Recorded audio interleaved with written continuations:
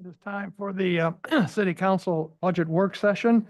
And the first thing on the agenda today is the community partner presentations, which is non-departmental. And each organization listed will have up to 10 minutes to present, followed by a brief opportunity for questions from the City Council. And the first one up on the agenda is Soldotna Historical Society and Museum. Yep, right up front. And can you make sure that microphone is on, please? Green. Testing. You have to push the button. Is it green? Yeah. Testing. Oh, that button. Hey, can you hear me now? Yep. My name is Carmen Steffel. I'm on the board for the Soldotna Historical Society. First of all, I want to thank the city of Soldotna for always supporting the Soldotna Historical Society and the Homestead Museum. Not only parking lot maintenance, also cutting down beetle kill trees. I mean, they've been very supportive of our organization. You probably don't have the copies of the letters that I sent, or maybe you do. First Yes. of all, some of the accomplishments for the museum for the 2024 season were that we applied for a grant through Museums of Alaska to improve our audiovisual capabilities, recording oral histories, and interviewing homesteader, the presentations and the homesteaders, lectures, in fact, we had our February meeting, we had the Rieger brothers gave a presentation on Rieger's Garage, which was very popular and worked out very well. We worked on mission and vision statements. The museum has ended up being a filming destination for political campaigns. For a local film company came in. I just got a phone call yesterday from Channel 2. They want to come and do a walkthrough and kind of an interview about some of the older buildings in the area, kind of a then and now, what used to be there, especially like the Circus Bar, if anybody remembers the Circus Bar where used to be where Charlie's was. And small groups are finding the museum is ending up being a must-see destination. The Rhodes Scholars will return in 2025. Classroom visits are still asked for. We get quite a few of those. Our needs are, we need, of course, board members and volunteers. We're at 40 members and 30 lifetime members. We had some expenses, a big expense with all that snow we got a couple years ago. We had the roofs over the boats collapse. That ended up being a $36,000 price tag to repair that. We have log repair that is a must-do at the local, the Register of Historic Places, the post office over there by Soldotna L. So that's going to cost some money to get that done. The Gerhardt, and these are old log cabins, so the Gerhardt and Chichansky cabin also needed roof repairs. So it costs some money there. There's some small repairs on the cache that we have at the museum. Dale Bagley is our president. I've been elected the vice president. I've been the treasurer for a long time. Brian Taylor is our secretary. Elizabeth Chilson, Timothy Linder, Arlene Tachik are our board members, with Jacob Roberts as our docent. And we are fortunate to have Laura as a campground host, kind of keeps an eye on the place. We've had some partiers during the winter over at the little cabin, so I need to get on top of that. We're asking for an increase in the support of the Homestead Museum, the Soldotna Historical Society, at the $10,000 level. That's what you had done in the past. Membership is down. Let's look at that. Let's look at the numbers. Membership is down. Donations are down, and we've had some major expenses. If you would kindly consider increasing your contribution or support of the Soldotna Historical Society, it would be appreciated. Any questions? Any questions from the council? Vice Mayor Parker. Thank you, Mayor Whitney.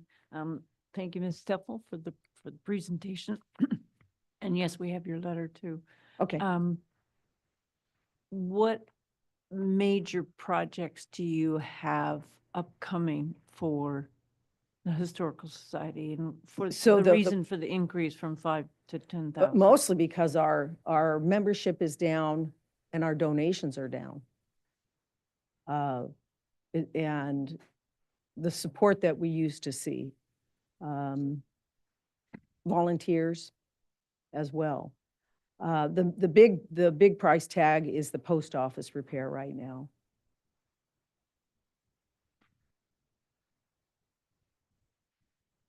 And can I do a follow-up? A few years ago, there was a joint historical society chamber event that was hosted at your facilities. Have you talked to the chamber about doing something like that again? This And was which event prob- was that? It was a. You mean the Pioneer Potluck, that thing? That could have been that. Yeah, they don't. I know, I remember that, Marge With Mullen Sarah- was there and it was Yes, so during that was the Governor Pioneer Walker's Potluck or- term. Pioneer Barbecue, which we do not do anymore, and we would honor a local homesteader at that event. But it takes a lot of volunteers and a lot of people to put that on, so unfortunately, I think we had COVID, we had it, and then COVID happened, and it just didn't get fired up. Unfortunately, we've lost some very key people from the board. Sarah Hondell is stepping down. She's got some other things in her life. John Zarneski moved away. Charles Horton, also is moving to Fairbanks. So we've had some movers and shakers, go on to new adventures. One thing, like I said about the partiers at the little cabin, our security system is very dated. In fact, the company that we had the security system, not Kenai Alarm, but the cameras that we have on site is outdated, and we're going to have to upgrade that if we want to keep an eye on the place, especially in the wintertime. It's helpful with the campground host there, the hostess there, but. I have laminated, you've probably seen those before, the interpretive signs that we have on each individual cabin, if anybody wants to look at them, so. Mr. Chilson. You mentioned in relation to in-kind services that we are helping with spruce bark beetle removal. Are there other in-kind services that you could see the city potentially stepping in to assist with that would be helpful for the organization?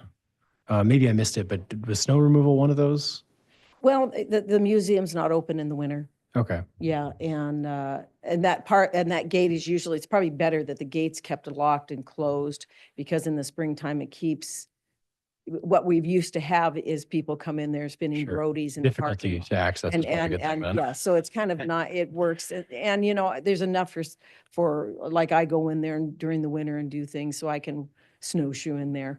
Okay. Or pound The down other thing I was path. going to suggest is, I don't know if you're familiar with it or not, but we have a mini grant program through the city that's offers small grants to help do community events and services. And if there was interest in bringing back the Pioneer Barbecue, I feel like that would be a perfect application for that grant program if you wanted to come back to the city for some funding through that. Okay, I will mention it at the board meeting then. Thank you. Thank you for all you do. All right.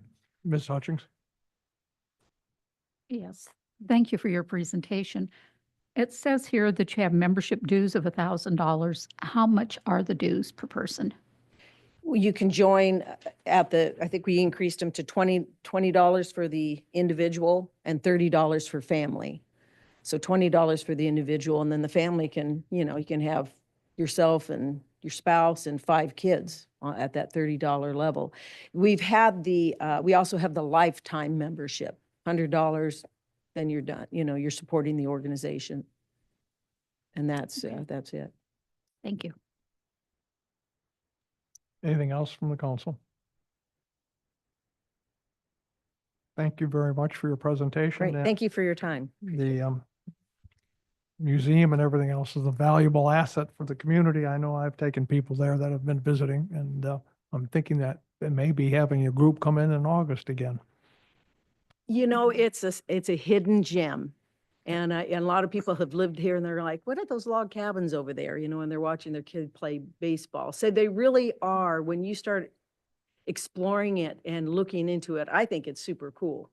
And then, of course, the residents that we still have in the area that are fun to talk to. So it is a hidden gem. Yep. Maybe you need to do a little more advertising to get the information out. I don't know if there's anything in the chamber booklet that they do every year.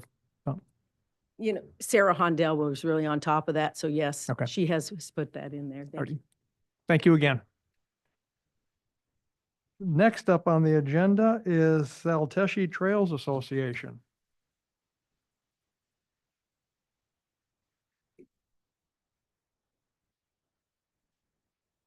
Sent in some photos. I don't know if those made it to the council. Just to make it a little more fun.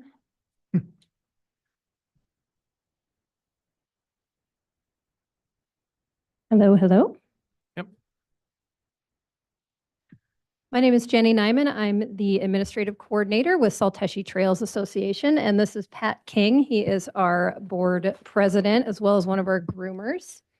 I believe the last time we came to visit with you all was to invite you to the open house for our new maintenance building, which is the next slide, I believe. And thanks to all of you who were able to attend. There it is. It's definitely the highlight of our year and super exciting for all of us, but particularly for our groomers. Yeah, it's made a big difference for us. We went from a 288 square foot snow machine shack to this 2,160 square foot maintenance building. So to really let us do a lot more maintenance. You may not see it on the trail, but you know, this winter was pretty bad for snow, but we made good use of the time by performing a lot of maintenance on our equipment where we never really had a chance to before. In the ski season, it would be cold and we'd have to work on things outside. So we were able to work on things inside and get everything in really good shape. It's been a really good asset for us. The other nice thing the building allows us to do is have Wi-Fi to host a site. So we have a weather station attached to this building also. So the kids that are going skiing can see the true temperature right where the ski trails are. And that's been a big help also. Next slide.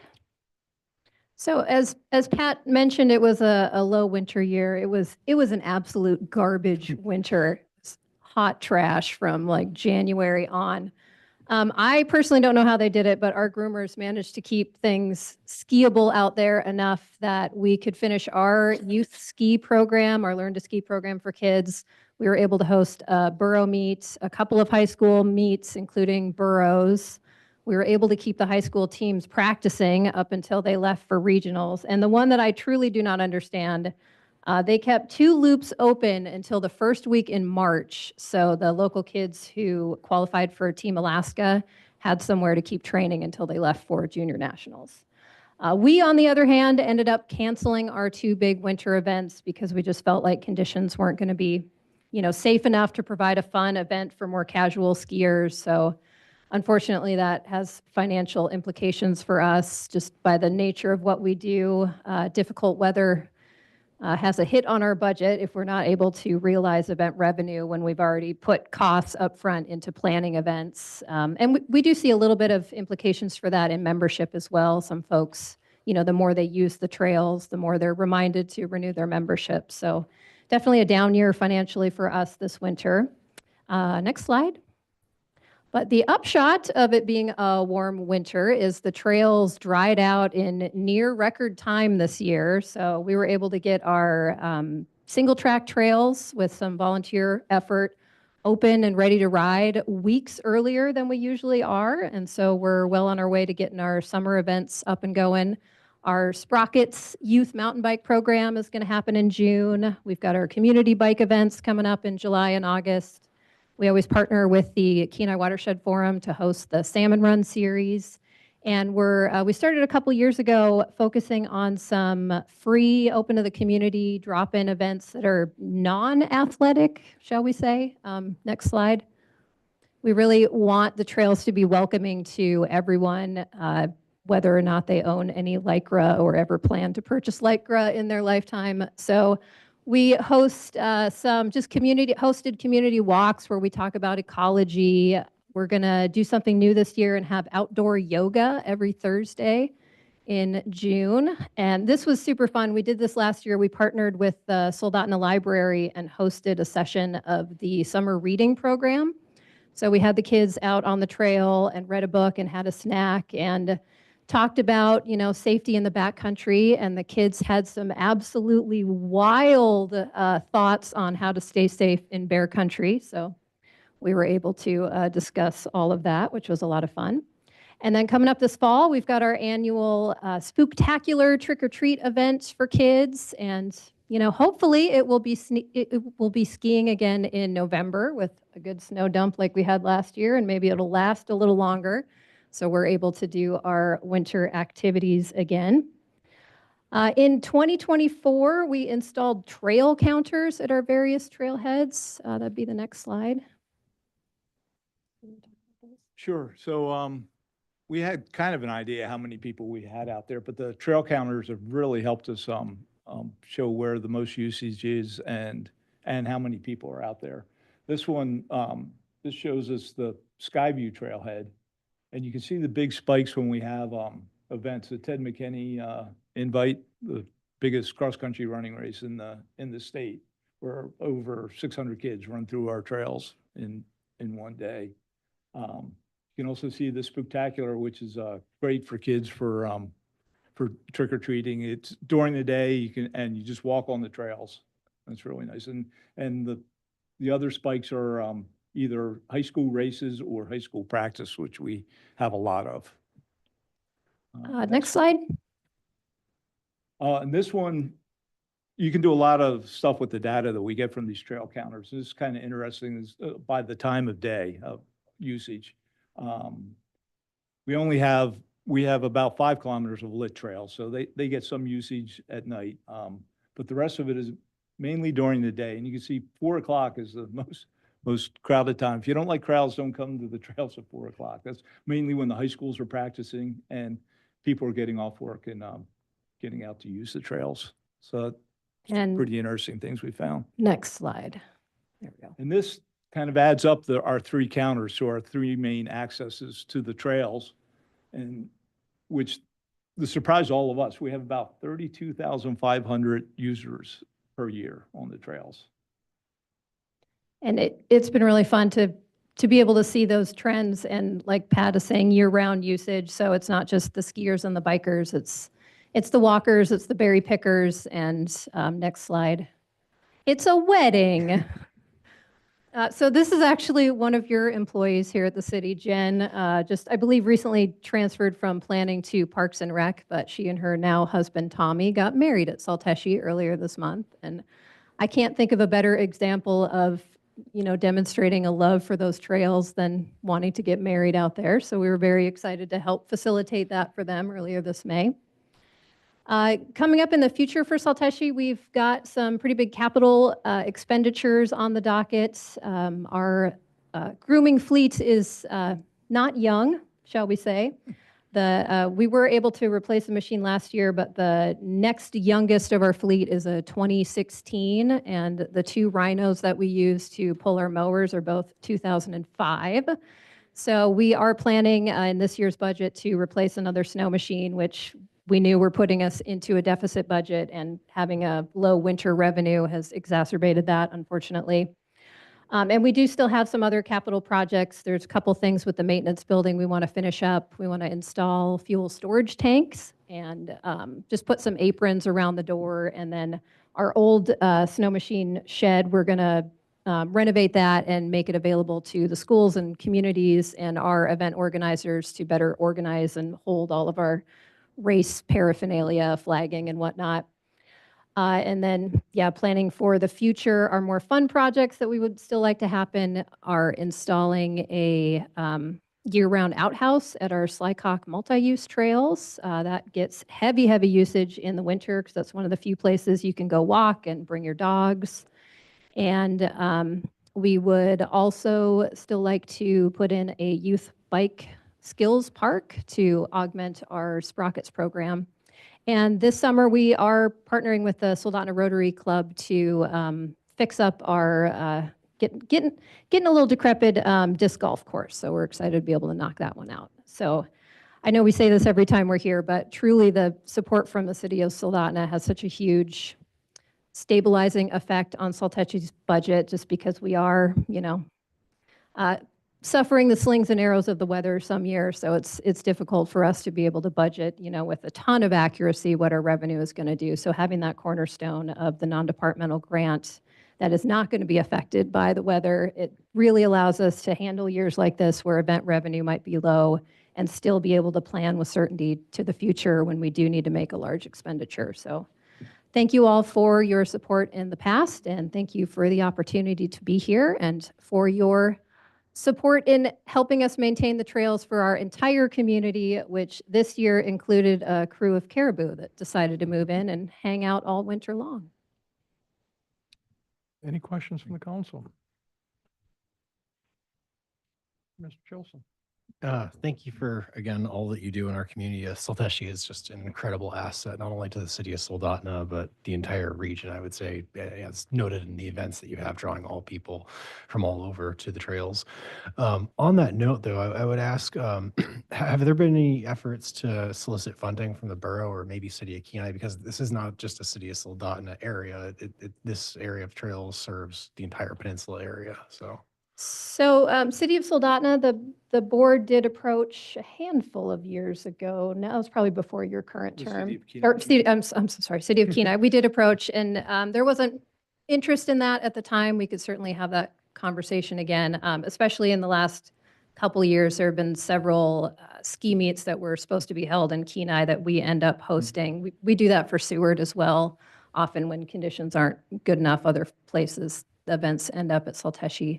And the borough, I mean, they don't have parks powers, so there is no easy budgetary mechanism for them to support a recreational facility.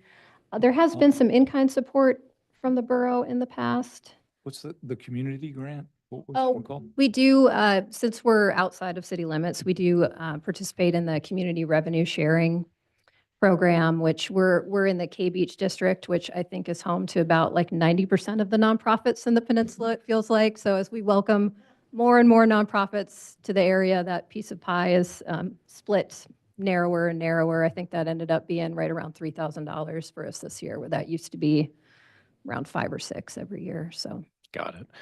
Okay, well, I fully support this, so thank you again. thank you. Ms. Hutchings? Thank you for your presentation.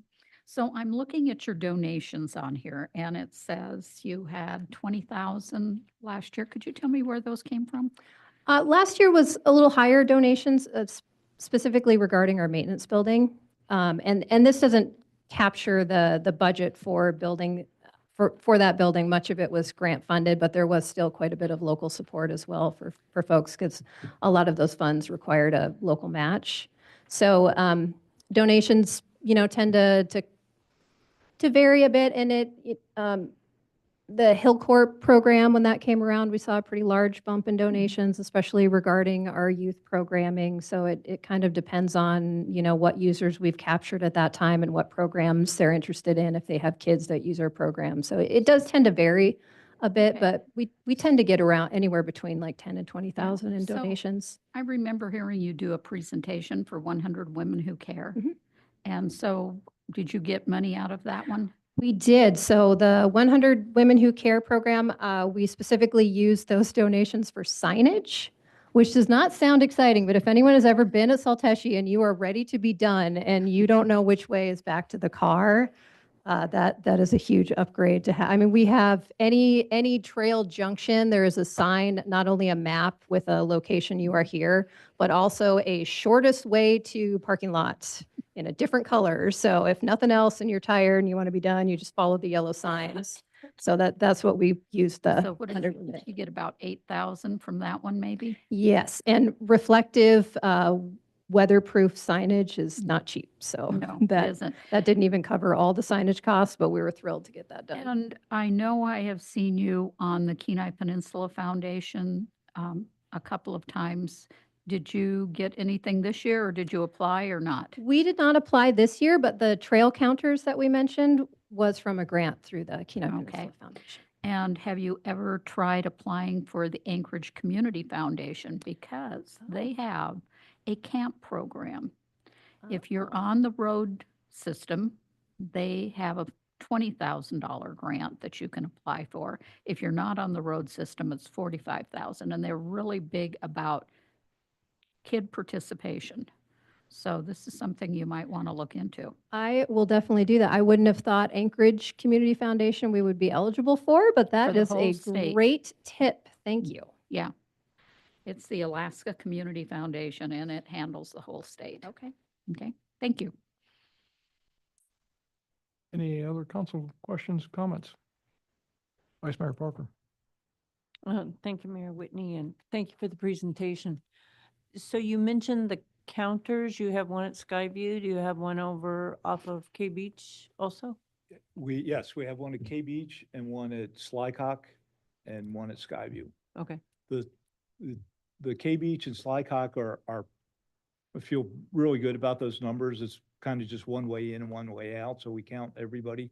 Skyview, there's so many ways to get in there. That number is probably kind of low, Right. but it's a pretty good estimate. So I had to stop and think when you mentioned Slycock and, because Alan Boris calls those trails the old man trails, because they don't have the hills like they have, off of Skyview. So anyway, And- and then the other was, Councilman Chilson mentioned about Borough, and in the 1990s, we did vote in the Kenai Peninsula as to whether or not the borough should assume trail powers, and it was voted down by the residents, by the voters. So makes it hard for the borough to contribute. And we work closely with the planning folks over there in land management, and they have always been a huge asset to us, just in, helping conceptualize programs and what we need to do for lease revisions if we want to add something new to the trails. And they have included us in a grant application for some spruce bark beetle mitigation funds, which they did not have to do, but they recognize the importance of Tsalteshi as a fire break, especially for that Skyline neighborhood. I mean, we're the last spot to stop a fire in there. Unfortunately, they haven't gotten those grant funds yet, but that project has gotten so far that we worked with foresters to come up with a mitigation, when would they go to work? What areas would they work on first? That kind of thing. So we could plan out mitigation efforts with the lowest possible impact to trail usage. So if the borough is successful in getting those funds, that would be a huge help for us, because the beetles don't seem to want to stop out No. there. And there's, I think what was it, Pat? The highest concentration of beetle-killed trees per acre was like 80 trees in one section of trails, which is, I mean, there is no way we will ever, with our budget and our volunteer capacity, be able to deal with that on our own. So we're certainly hopeful that the borough is successful in getting that grant, and we definitely appreciate them being willing to include us in that. Any other questions from the council? Seeing none, thank you very Great. much for your presentation. and, Thank you. Thanks for your It will consideration. be taken seriously under consideration. Next up on the agenda is the Boys and Girls Club of the Kenai Peninsula.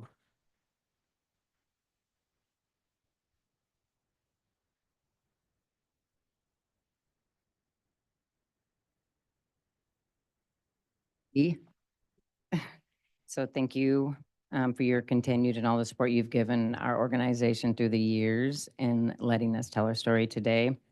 I'm joined by Michelle and Emma back here, and our clubhouse director, Christine. She got told as we were walking in that I was going to bring her up front with me. No reason to escape. So we just had our huge open house for Kenai, and I think it was Linda or someone asked me the question of what we've visioned for Soldotna. And to be honest, I picture the same type of campus, especially after we give it the good run and see how effective and efficiently, and the goal of being sustainable and not relying so heavily on federal governments. I would love to do exactly what we've done there in Soldotna. Kenai and Soldotna are our strongest programs. They serve the most youth, and Christine could probably double her enrollment if we were located in a different placement right now. On that, we are working closely with the district to get into Readout Elementary. Readout qualifies for 50% free and reduced, which means they're eligible for 21st Century Grant, which we have ran successfully for 22 years, and food program. She's eligible during the summer for food program, but not during the school year. Relocating to that facility, which if you've seen, I know you guys all have our packet, right? One of our budgets right now, the cost of rent, which when we were leaving prep, it was very difficult just to find the space that can house 100 kids a day. And that's large enough, and unfortunately, it doesn't have a gym nor a kitchen. So we have to prep her meals offsite and deliver them breakfast and lunch daily. So that is our number one priority, is getting us in a different location, not only of the cost, but just having kids have a gym and the meals and just the bigger space. But she has done a phenomenal job inside of that facility, that 3,000 square foot. We expected numbers to go down when we moved, and they did not. They went up, and that I attribute to her staffing and herself. It's colorful. There's what I would consider different activity areas, but when you walk in, it's so warm and welcoming, and it would be an incredible day to be able to roll out another campus like we've done in Kenai for the two biggest clubs in our organization. Overall, we served 68,000 meals in 2024. Christine's site alone had 15,000 of those meals. Between our athletics and our clubs, we served over 3,200. Our clubs alone served about 1,200 kids, and 200 of those belonged to Soldotna Clubhouse. Her average daily attendance was 67, but she's got how many enrolled for summer, we currently have 89 enrolled. for a 12-week program? And some of our school sites were limited for the weeks, but we really listened to our parents last year, and something that resonated was they're like, we're taking off weeks at a time of our vacation because of your doors not being able to be open. And so we extended in 10 weeks to 12 weeks to make sure that we're meeting our, not just our parents, but our community needs. Employers who, you know, when you're losing an employee, we know what it's like when someone doesn't show up, and then to have a couple weeks off. I took the numbers for single parent and free and reduced. She has 68 single parents, and 67 of her for her members are free and reduced. Soldotna historically has not been a lower income of all of our clubs. It's been difficult to try to find grants and loans when your income is not. When I found out Readout was setting at 50%, a part of me was, I'm the one that takes care of those 21st Century grants. That RFP will open up next spring to allow us to apply for Soldotna. And currently, we receive about 700,000 funds for 4 sites. And so to be able to include and add Soldotna to that really does, to where when I'm coming here, it would be a different ask, which would be a big goal. Let me see. The funding that we received, and there has been an increase this year. One of the things that we previously was 40,000, and this year we are asking for an increase. We have not raised our fees for our parents. And with the cost of everything else going up, we've been very diligent with our budgeting, and we don't want to cut or take away from honoring our staff and how hard they work. And we don't want to put this burden on our parents. I think by raising our fees, all we're going to do is increase our scholarships. Overall, as an organization, we provided 700,000 in scholarships. Soldotna, I think it was roughly 30,000 in scholarships. And one of the things we work really hard is trying to find additional funding. Christine took on an OJJDP, tongue twister, grant most recently. And so that's my job. I mean, that to me is my job, is to go find additional funding and doing diligent. We did apply for Alaska Community Foundation and did not receive those funds, which is okay. We're just still going after whatever we can and trying to make those ends meet. We do fundraising, and that does help support the Soldotna Clubhouse. Included in her packet, one of the things that they do, and then I'll let you jump in, is monthly. It helps us tell our story, not only in the general, you have your overall picture of what we do, but to take out individually, especially when you come to speak on behalf of the Soldotna Clubhouse here and other clubs elsewhere, is they provide a monthly report for myself, and then that in turn goes straight to our board. And then it was really nice because 2 years ago, I didn't really have that story in front of me. But if you take the time to really look at all that they do, they provide a really nice narrative for the month. The numbers are great. I love stats, and then the pictures. And so it's just a great way for her to be able to showcase all that they do and see the great faces of the kids. So, do you want to add anything, Miss Christine? I have really enjoyed working at the Soldotna Clubhouse. I came back to the organization after some time off to raise my own kids, and stepping back into the organization has been amazing. It's still just youth-centered, and the goal is the kids. And in Soldotna, we just, right now, our cry is for space. Yeah. We want a gym, we want a playground again. So additional funding would definitely help with those goals and moving, of course, to a different facility. Christine was a part of our program with me in Nikiski for 5 years, working underneath that 21st Century Grant. So I do believe not only will we have a good chance at receiving those funds if we move into readout, but she would do a wonderful job of running it. Yeah, we already model Yeah. what we do after the 21st Century Grant Program. It looks very similar to our other locations that run those programs because it works. Yeah. It works. I mean, it's amazing when you actually get into that and stick with it. So basically that programming you have intentional STEM, art, power hour, which is an academic block, and a social emotional learning. When we came in after COVID, one of the first things that I came on board was the behavioral, and it was a kind of not even a controlled chaos. And so we ran a pilot program with Emma, a behavioral health interventionist at Soldotna, and it was so successful that we have now pushed it out to all of our clubs. So the SEL component, which allows kids to do better with their academics, and they learn a lot of self-regulating skills. We have seen such an impact. They spent the last year actually creating a 37-week program that we presented down in DC. A lot of requests for that. So how I like to operate is if we can kind of like copyright it and sell it, we can take what we have produced and was so successful in our programming with our kids, and that. It has been amazing to watch the growth. This SEL program has been astounding. When I first came on, it was just a different atmosphere, and we started this new SEL program, and the emotional growth of our youth, like even from our kindergartners all the way up to our sixth graders, because we serve K through 6, has been incredible. We have kids that when they came on at the beginning of the summer last summer, temper tantrums, could not regulate their emotions when something wasn't going their way. And those same students now, after a year of going through this curriculum, are capable. They think before they act. They use the tools. We call it our toolbox. And we always teach them that we learn when we're calm. That way, when we are in the red zone, which is a zone, color zone setup, we have those tools that we can fall back on.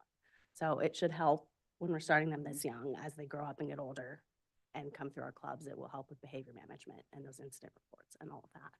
And that zones of regulation they're currently using in elementary schools, we work really closely looking, even when we're writing grants, to look at the Department of Ed's kind of like their educational goals, like everybody reads at 3. We know kids are going to struggle to sit down and do STEM and art and reading and anything if they're unable to kind of work through their, I don't know what the word, like, I have to look for, I'll look back at the behavioral health, but anytime that they do struggle, it's just what she's talking about, we're seeing it all the way. And now that we have our childcare center, you're seeing that circle time start at 2 and 3, and that is what we do in our clubs.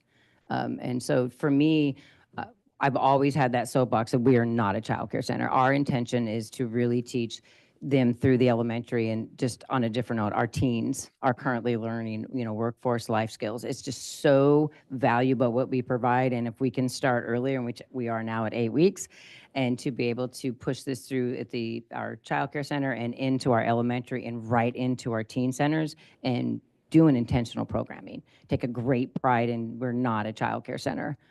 So our older kids, we do have a younger one now. I really have to change that, don't I? So Any questions or comments from the council? Ms. Wackler? I just wanted to thank you guys for your program, for providing this service to our community. It's essential. We've had many, many conversations and talks about essential needs that we have, even for just economic development. And childcare is definitely key around here. I know you're not a childcare center, but after school, allowing parents the ability to work throughout the summer, great. I did want to ask the readout request, the hope is that's not this summer, that's next summer. Is that accurate? That's actually this fall. This, We would like to be in there by the fall. so that would be a move from there from your Yes. current position? Yes. Okay. And that would be back to where it was before in the portable? Yes, and I know there was a history there. We do own a portable on the property. We have to be able to serve the number and plus more in order to be able to make that partnership work. We have to have the right number of classrooms and the support of the administration and the faculty that are in there. Michelle and I both were very successful at the elementary schools. I spent 18 years at NNS and she spent over 10 at Kasilof. We know that we have the formula to make that relationship work, but it has to be able to not have a waiting list. So, and I always tell the staff, we just had a great big meeting. I'm like, it's okay if someone says childcare, it's our job to make sure it looks different when they walk in the door. It is childcare. Reality is for parents, but it's our job to make it just exciting and do all the extra enrichment activities that you wouldn't see at a babysitter maybe, so. And then I did have one more comment, if Go you ahead. don't mind, Mayor. You mentioned applying for the Alaska Community Foundation. I wanted to let you know there's a local affiliate of the Alaska Community Foundation called the Kenai Yes. Peninsula Foundation. They also have a grant cycle. And then other people have mentioned other organizations. Yeah, we did. I did look at the Kenai one this year, so yes.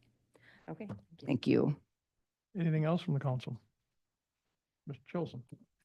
Thank you Yes, for all that Kevin. you do. I'm really excited to see any potential opportunity to develop for a dedicated clubhouse in Soldotna. I like what you have in Kenai. The thing, it looks amazing. Unfortunately, I was out of town this last weekend, couldn't make the opening. Yeah, I noticed that. I just wanted to do a reminder that we do have a I voted sticker contest that we launched last year that we were trying to get participation at the schools and having their kids create these stickers. And I think it might be a fantastic opportunity to offer at the Soldotna Clubhouse. Yes, we're gonna start that our first week. Well, it's one of our first week activities is working on that. So Awesome. that's Thank next you. week. Yeah, and we were talking, when you were talking, we were definitely, me and Christine wrote there. We're always looking for partnerships and opportunities like that. She ran our art show many years when we were as an organization. So these little things like this are great, There's great prize add-on. money too. Yeah. Oh, yeah, really? Yes, then yes. For the kids. Yeah. They get very excited. Ms. Hutchings? So again, thank you. It was a great ribbon cutting this weekend. I was really impressed with what you'd accomplished since I was very instrumental in the building of those two original complexes. But I do want to thank you for what you've accomplished in Soldotna because we have employees that use that facility for their children after school. And I have noticed a marked improvement in their behavior, which Oh. it used to be I was scared when they came to the office and now they're doing really well. So thank you for that. And the other thing is I'm sorry you didn't get the Alaska Community Foundation. I didn't see that one come across my desk. But remember that Kenai Peninsula Foundation, which you have received money from before. Yes, we have, yes. Apply for both. Okay. Okay, Always apply for both. okay, Okay? I will, Thank thank you. you. Anything else from the council? I do have one comment. Thank you for all you do. You're doing a great job. We've got a lot of needs here for the kids in the community and you're doing a great job trying to fill it. Hopefully we can do more. And then I want to apologize for not attending the grand opening on Saturday. I was doing some volunteer work and at about 2:45, my phone vibrated and said, "You're supposed to be somewhere at 3:00." And I said, "It isn't going to happen. I'm not going to make it." So I apologize for not being there. I had planned on it and I had it on my calendar, but I extend an invite to anybody. If you come by there, we get that all the time. Walk you through. I take great pride. I can get a little lost in it. The kitchen, the gym, of course, the remodeling, and then the entranceway. But for me, it'll be the August. We're going to create an annual Day for Kids celebration, which we used to do many years ago, Day for Kids. So when we do that grand opening for that, it'll be more about our members and our parents, and we're going to go old school with three-legged races and potato sack. Just make it an annual celebration of our kids. But if you want to come by before then, I love walking people through. It's incredible. not on August 16th. That's our grand opening. No, sir, for the that is field house. not. I know that one. No, I think it's the August 20. I want to say 23rd. It's the following week. I knew better. I would have nobody showing up. Again, thank you very much. We loved our job, so we do. We do. Thank you, guys. Next one on our agenda is the Soldotna area seniors.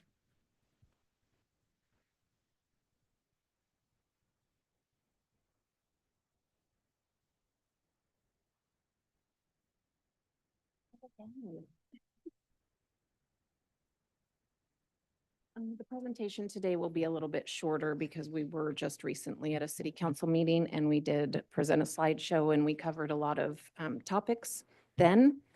I like to write my thoughts down. It helps me do a better presentation, so I'm just going to read from what I've written. Despite funding challenges, we've maintained critical services for approximately 300 seniors in our community. We've preserved our homebound meal program, continued providing Medicare counseling services through existing grant funding, as well as other services. And we recently hired additional staff to handle increased demand during peak periods. Our snowbirders come back in the summer, our numbers significantly increase. We've developed a strong volunteer base that helps us extend our impact while managing costs. The audit and financial review were required for funding applications, and this work positioned us perfectly to complete the Nutrition, Transportation, and Support Services grant application. That recently opened earlier this month, and we are going to hit the submit button tomorrow on it. So it is mostly completed. We've also implemented monthly fundraisers and adopted a donor plan to diversify our funding sources and reduce dependency on any single revenue stream. Although we have experienced setbacks, we've moved forward efficiently and strategically, putting us into a position to meet the demands of current and future needs of our senior community. The senior snapshot for 2024 from the Alaska Commission on Aging states, the needs for seniors will only increase exponentially in the coming years. We hope that the City Council takes this opportunity to join forces with the Soldotna Senior Center in meeting the needs of the senior community in Soldotna. SASE is particularly interested in reviving our Park Manor project to address the critical need for affordable senior housing in Soldotna as soon as possible. At the very minimum, seniors in our community should not have to worry about having a roof over their heads or whether or not they will eat. We respectfully request the City Council's generous funding to help rebuild our capacity to serve Soldotna seniors. The requested amount represents an investment in both immediate service delivery and our long-term stability. We urge council members to review the Alaska Commission on Aging's recent report and accompanying letter to fully understand both current and projected needs in our community. Together, we can ensure our seniors receive the dignity, support, and services that they deserve. And I did bring enough of these for everybody. And there are some overwhelming statistics and numbers in the report. Any questions from the council?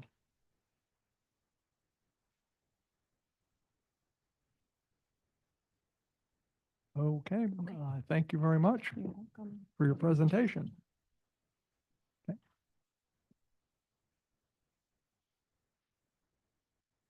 That is the last community partner presentation we have, and so we're going to take about a 5-minute pause here while we get set up for the next part of the agenda.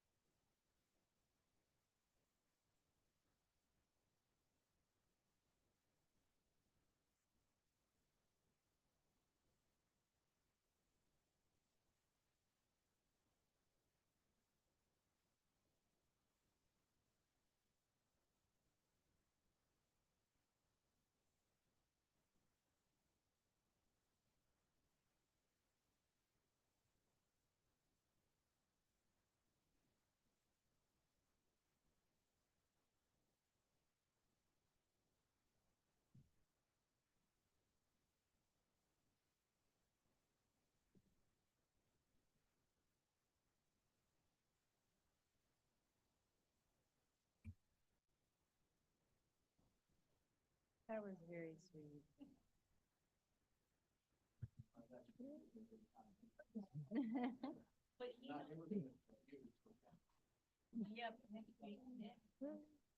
Okay, we're going to go back to the agenda and now it is review and discuss the following funds, and I'll turn this over to the city manager.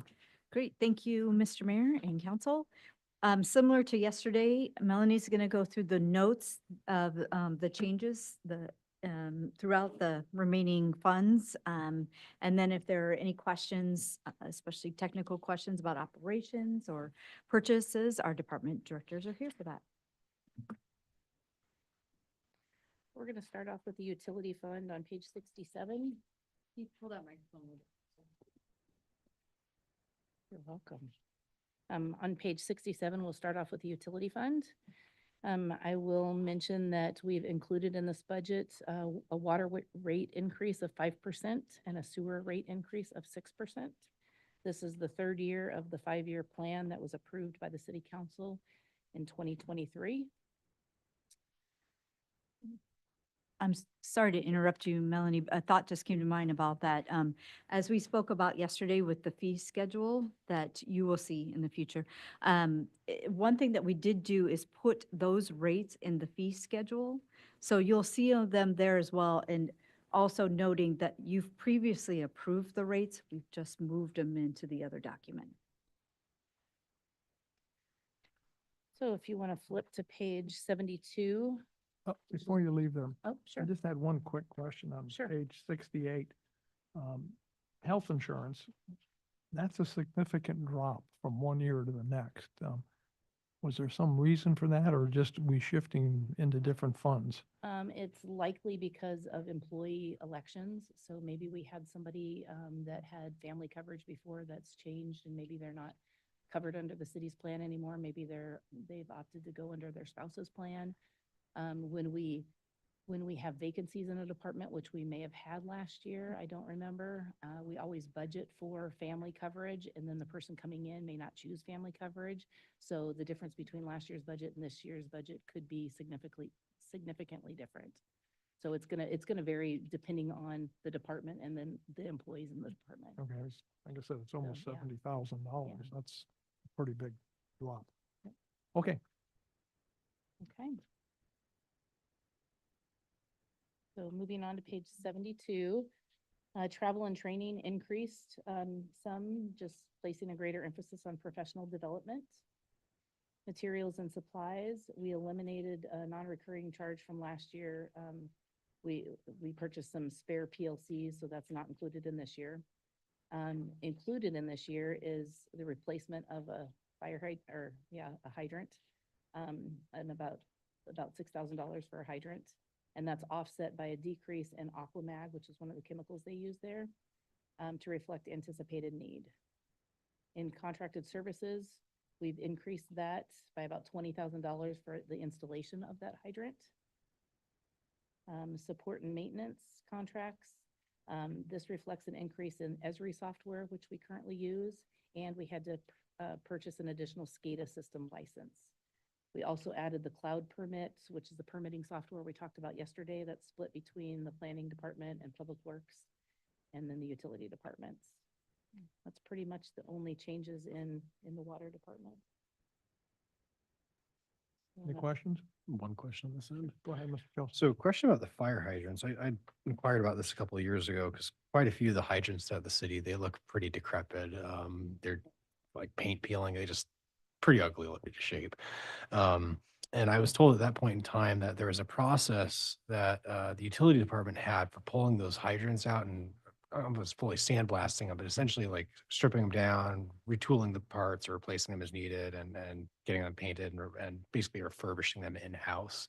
Is that still happening for a certain number of hydrants each year? Or are we moving to just replacing one of them outright with a new hydrant each year? That is still happening. We've done a number of them throughout the city. The ones that are bright and shiny, those are the ones that we've done in the last couple of years. But there is a number of hydrants that are from the early 70s that just need to be replaced. We There's a can't get- lot of them out there from what I've Yes, been we told. can't even get parts for them anymore. So this is gonna over time replace those. What's the typical cost for a new hydrant and then all the associated costs other than just the hydrant itself to get it installed? 25,000 to get one installed.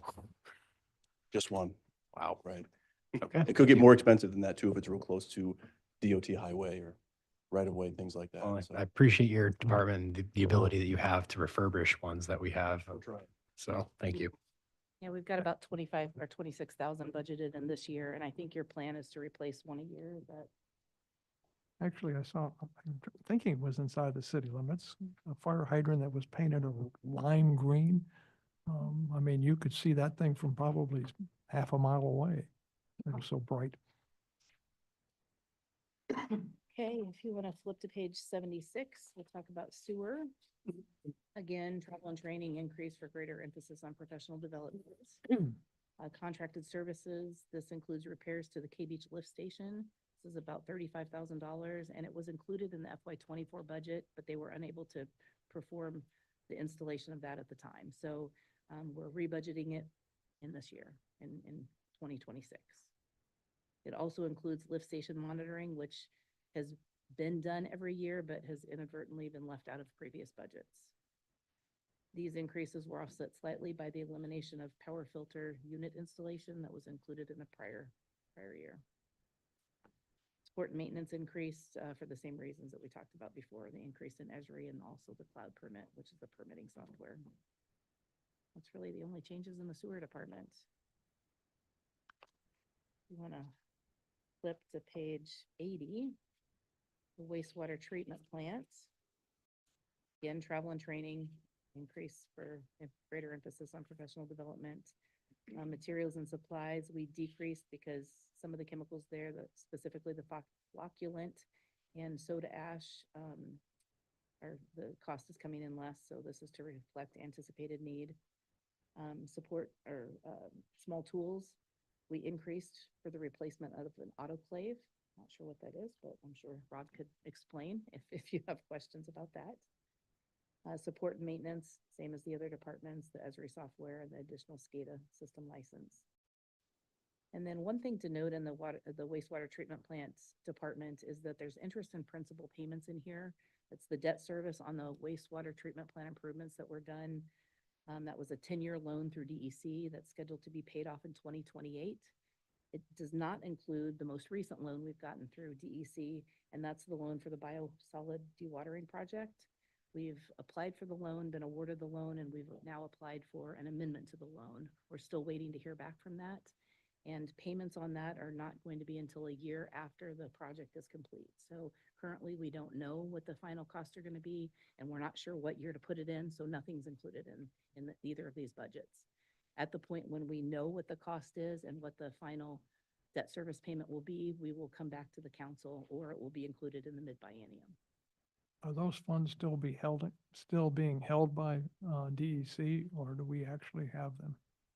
It's on a reimbursable basis. So as we spend the money, we receive the money back. Okay. And that pretty much wraps up the utility fund. Mr. Carey. Where does the sludge get hauled to? 20,000 for sludge haul. Just wondering, where do we take it? It goes to the landfill. I'm sorry? To the landfill. Landfill. Thank you. Yeah, and they've received a large increase last year from the landfill. Okay, so moving on to the airport department. I'm going to flip to page 85. There's very little increase in the airport funds. We increased travel and training because the public works director, who's the airport manager, he typically goes out of state to training about every 2 to 3 years. We put that in the FY26 budget. And then contracted services was decreased because we eliminated grass mowing contract because quite frankly, we couldn't find anybody to come mow the grass at the airport. So therefore we switched gears and we have budgeted for a commercial mower in the equipment replacement fund so that our employees can mow the airport themselves. So Scotty's going to mow the lawn. Something like that, yes. So you will see the purchase of that coming out of the equipment replacement fund in FY26, and then the payment on that will come out of the airport fund beginning in FY27. That's really the only changes for the airport.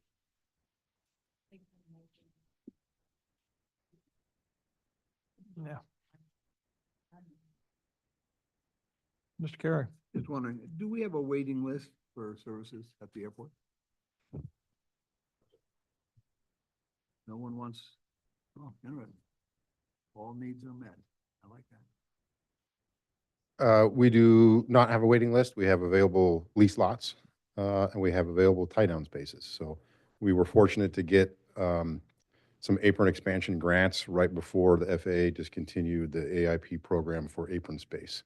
So at that time, we did a pretty big expansion, and we have room to expand more, but we have ground area already turned over, ready, 100% compaction, available for leasing. There may be some more favorable than others that are near utilities, closer to the road, things of that nature, but we have available lease lot land and tie-down space. Are we at our maximum level? Have we ever had more people using than we have now? In the last 10 years? Yeah, I can confidently say that both development and usage at the airport has had a steady increase. Nothing that we can't handle, but it's steadily increased, which is a positive thing. Thank you. Vice Mayor Parker. Following up on what Mr. Cornelius said, yes, there has been a steady increase, and I kind of look out over towards the airport from where I live, and it was exciting yesterday, this loud noise playing, and looking over here, Linden has a Herc on the tarmac that was taking off, and that Herc's been around for a couple days, doing whatever, but exciting to see it at our airport. It is. It's a versatile airport. At 5,000 feet, we do receive, we have several lessees and users that have different size corporate jets. So we do have jet aircraft that come and go out of our airport, mostly in the summer. It's a little slippery in the winter for jets, but and the fish aren't here then. And then we are, as a federally obligated airport, required to allow military operations. We occasionally see Coast Guard, and then some bigger aircraft occasionally, just because of the size and width of our runway. So.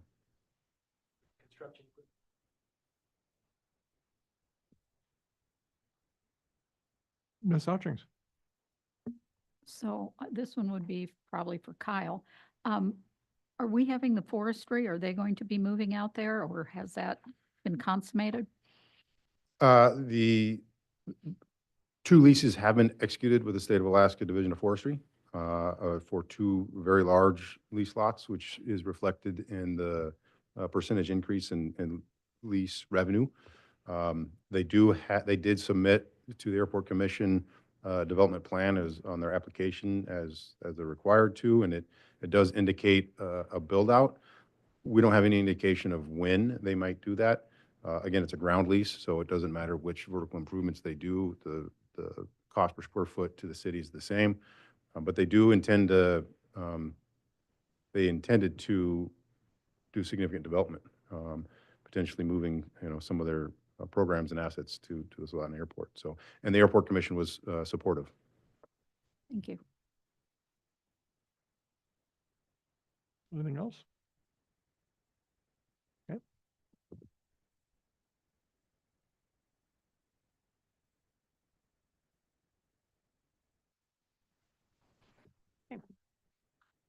Moving on to the street assessment fund. This fund is used to account for the collection of various street assessments.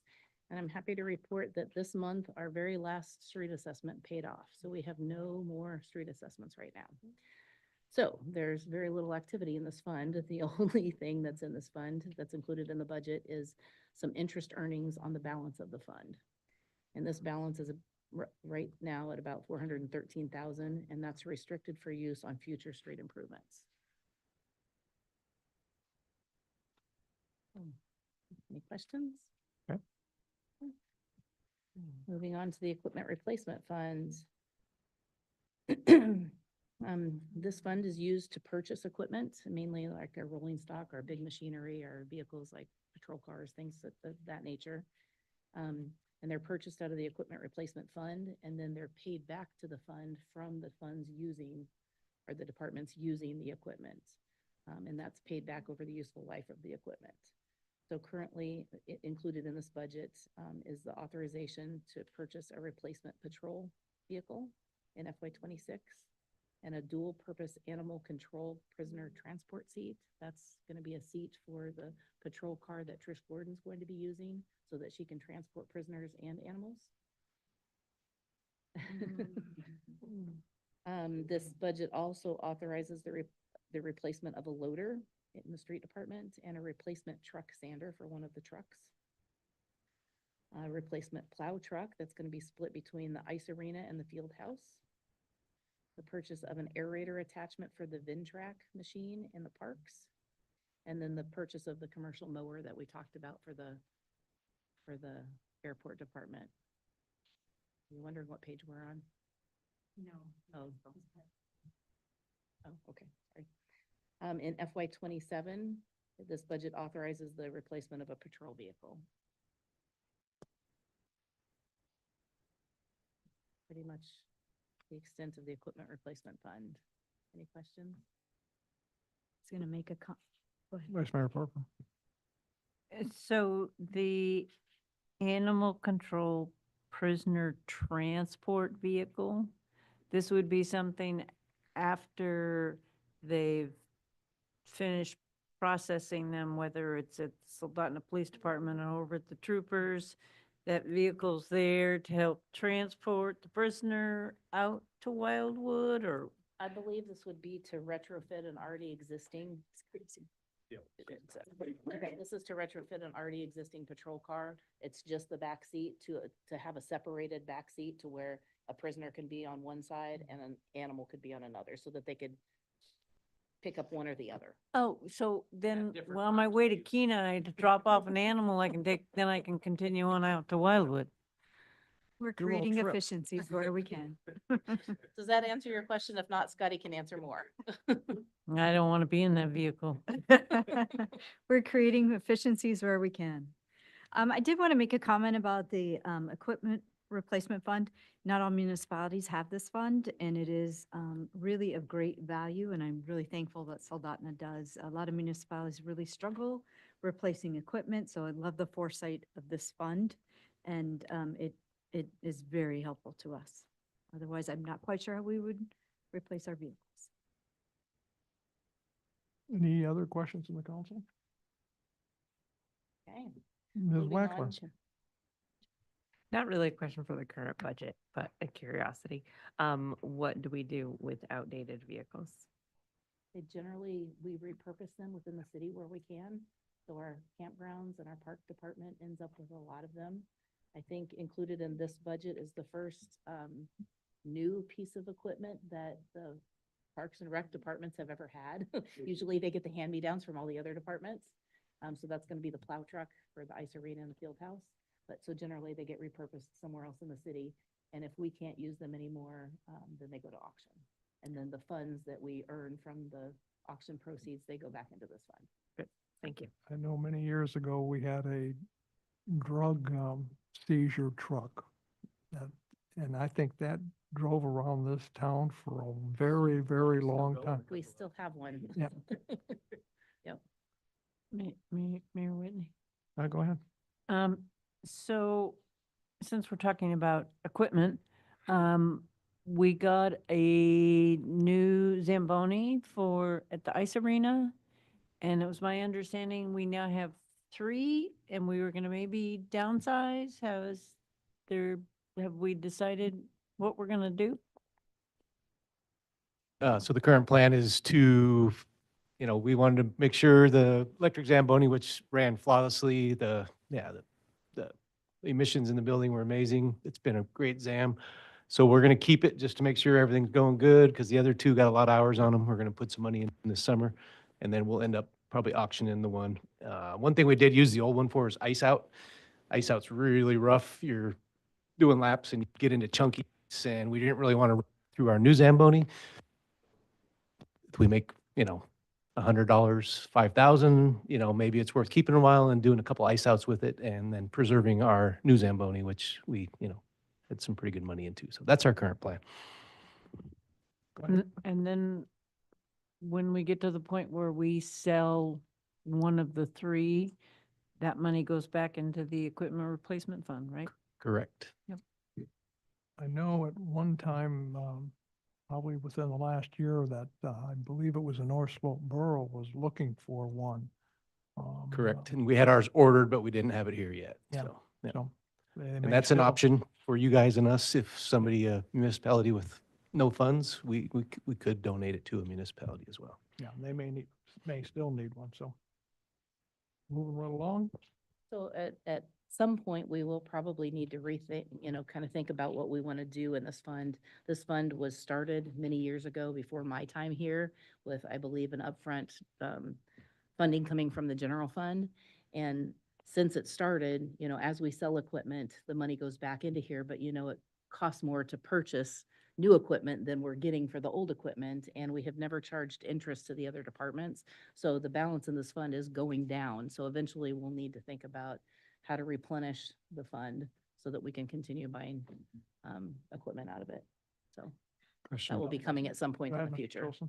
Maybe I'm just having a brain fart on this one. I'm just trying to wrap my mind around how the balance would be going down. Because my understanding is we front load the fund and then we allow departments to buy equipment from it, but they have to repay that fund for that same amount. So it should go back up to what it was. Is that not correct? Yes, but the old equipment you might have spent $100,000 on, but the new piece that you buy later on is $150,000. So, it's getting more and more expensive to buy. Correct. But if you have a equipment, so- department buy a $150,000 piece of equipment, it comes out of this fund initially, but then that department repays the $150,000 into the Yes, fund. over time, but we might not have to have the money to upfront the cost of the new Got it. equipment since Okay. it's more expensive. I follow you. Thank you.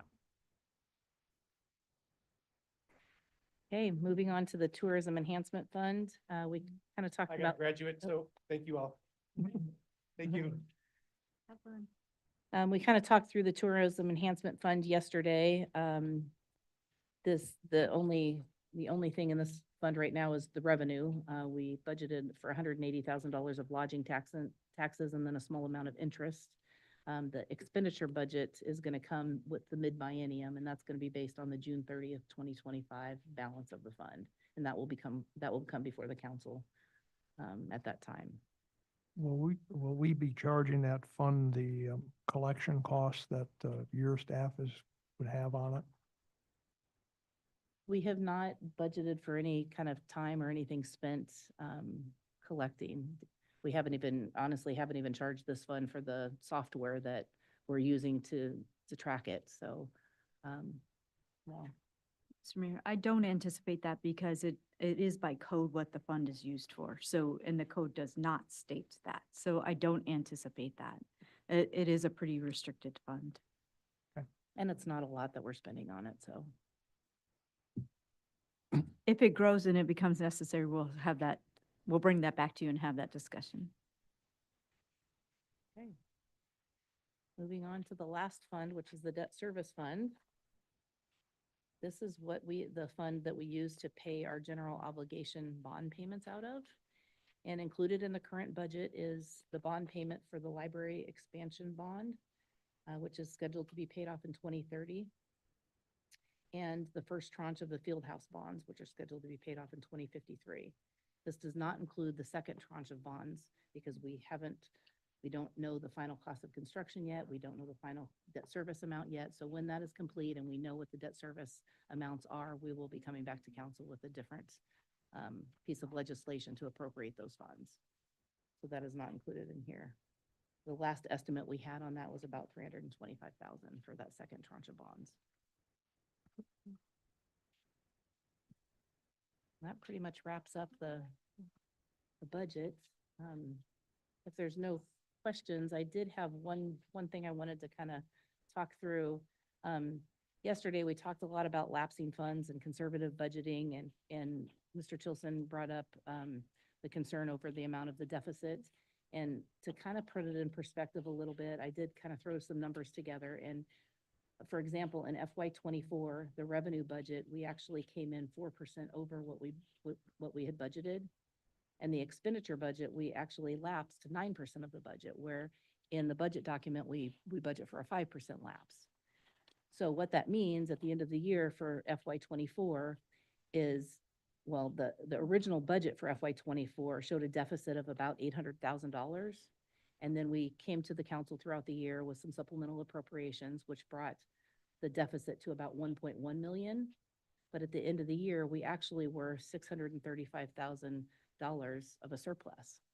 So what the budget document looks like can be a little scary, but at the end of the year, the reality is a lot different than what's in the budget document. So I don't know if that eases your mind at all. It It is certainly kind of does. scary to look at Well, a I- deficit of the size, but there is a big swing at the end. I really appreciate you putting those numbers together because I think if I recall the conversation from yesterday, after you remove the real cost, of the field house, everything else, it actually only was like a 600 something thousand difference, which that would potentially account for. And Yeah. as we also discussed, we have the scaling up of new revenues from the field house. So I'm going to roll with it for this year and see how we go, and we'll reassess next year if needed. So thank you.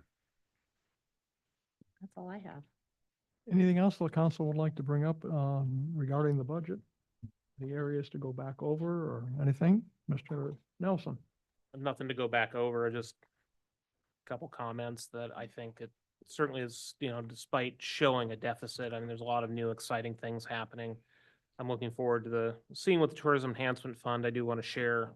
I had somebody come into town for work, and I put them up in town, and yep, there was the lodging tax right there, right up front. So it seems like the vendors are, or at least that particular one was happy to charge that. So hopefully they're paying their bill. But I did just want to comment, which I didn't comment yesterday, but it was on some of these, that I appreciate the professional development emphasis that appears to be in this budget. I know it's very, very easy to make an assumption that if you have training or travel money in a budget that all of our staff are in Vegas partying it up on the taxpayer dime, but I very rarely think that's the case. I think a lot of value comes from that, and that institutional knowledge is valuable. So I just wanted to comment that I appreciated that, and that's all I've got.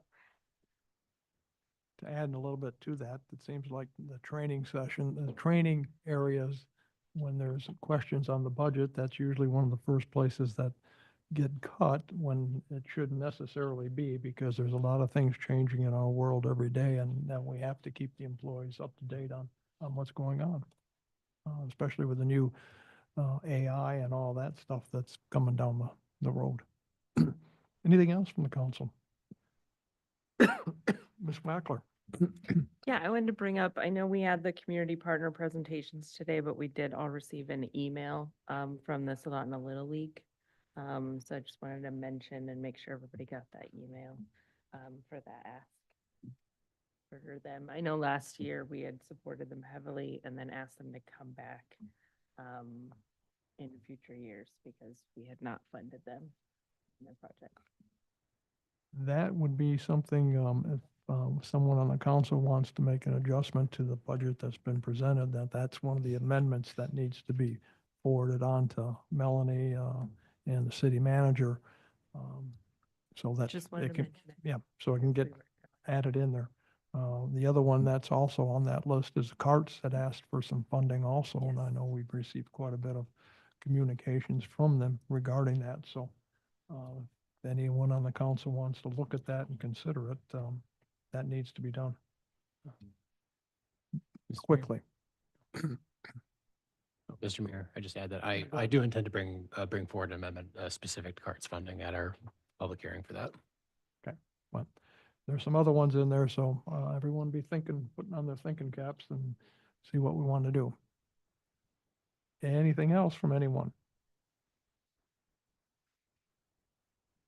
Do you have any, do you have anything else that you would like to mention? I do not. Thank you, and we'll watch for emails and be back to you with the ordinance.